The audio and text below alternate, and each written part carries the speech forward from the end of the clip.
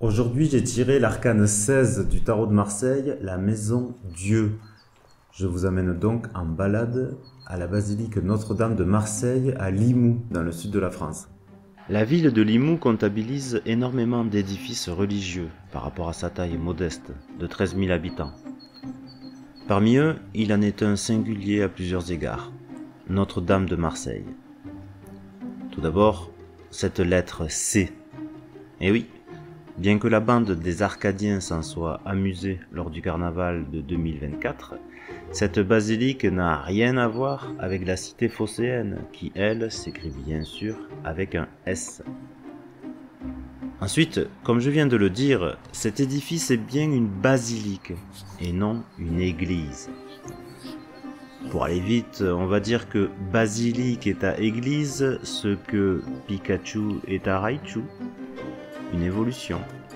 C'est en 1912 que le pape Pie XII élève Notre-Dame de Marseille au rang de basilique.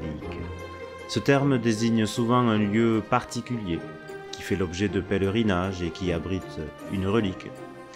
Pour ce qui est de Notre-Dame de Marseille, elle abrite une statue en bois noir, une Vierge noire, grâce à qui les pèlerins sur le chemin de Saint-Jacques de Compostelle pouvaient échapper à la peste. Un musée d'ex-voto permet de prendre la mesure de l'importance de ce lieu pour les fidèles. La légende autour de cette Vierge noire mérite d'être contée. Il y a fort longtemps, un laboureur qui cultivait son champ sur la colline de Marseille voit ses bœufs s'arrêter brusquement. Il ne peut les faire avancer.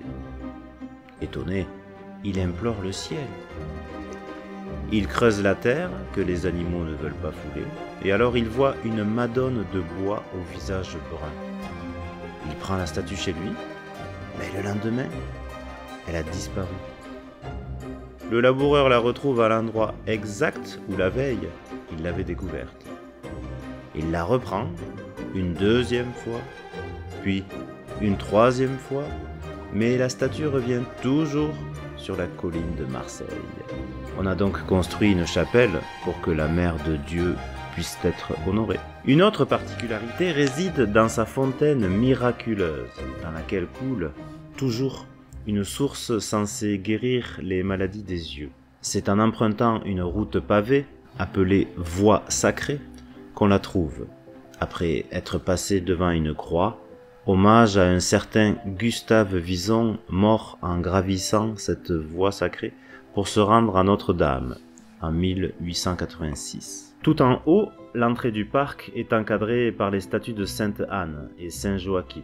Ces deux saints sont tournés vers le parvis de la basilique elle-même. L'esplanade mène ensuite à une fontaine datant de la fin du XIXe siècle, au milieu de laquelle est érigée une statue de la Vierge, et c'est cette statue que j'ai choisi de photographier avec un négatif sur verre. Une promenade dans le parc arboré permet d'embrasser une partie de la ville de Limoux et se termine par la statue de Saint-Vincent de Paul. Je me rends souvent sur cette colline, en particulier par la voie sacrée, bordée des magnifiques arbres que l'on retrouve aussi tout autour du parc. Un jour, où j'étais en pleine interrogation sur ma vie, j'ai croisé un serpent qui me barrait la route sur le retour. J'ai choisi d'y associer une des symboliques positives liées à cet animal, la capacité à changer et devenir meilleur. Je suis rentré chez moi regonflé, comme à chaque fois que je visite Notre-Dame. Et voici la photo que j'ai prise. J'ai pris beaucoup de plaisir à prendre cette photo de ce super endroit qu'est Notre-Dame. Comme je savais que je voulais une super image, j'ai pris le nec plus ultra de ce que j'ai au labo. D'abord pour la prise de vue, j'ai pris un négatif sur verre de la marque Zebra. C'est une marque slovène dont je reparlerai. Plaque au gélatino-bromure d'argent. Au vu du résultat du négatif, de son contraste, de sa densité, je me suis dit que j'allais utiliser l'argyrotype, qui est un procédé, je ne vais pas développer ici, c'est une amélioration du qualitype, qui est un vieux procédé, et c'est une méthode qui était bien adaptée pour ce type de négatif.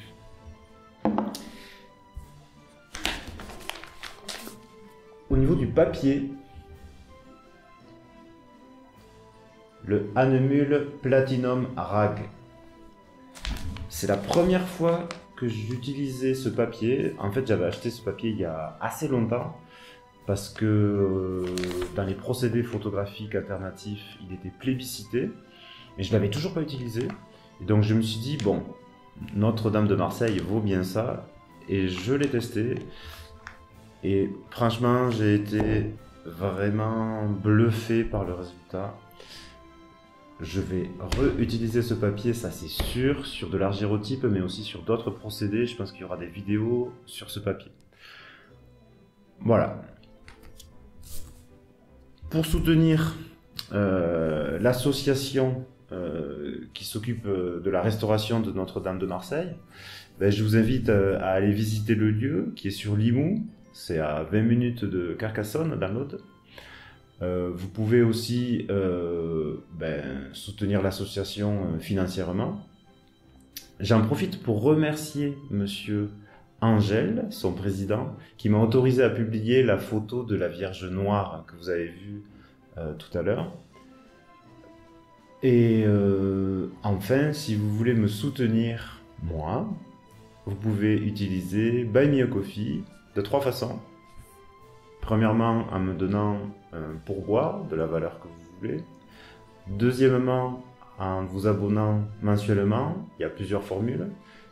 Mais en tout cas, chaque abonnement permet d'avoir un tirage et aussi des infos spécifiques et réservées aux abonnés. Et la troisième façon, c'est dans la boutique, venir acheter des photos que je fais, comme celle-ci par exemple, que je vous remontre.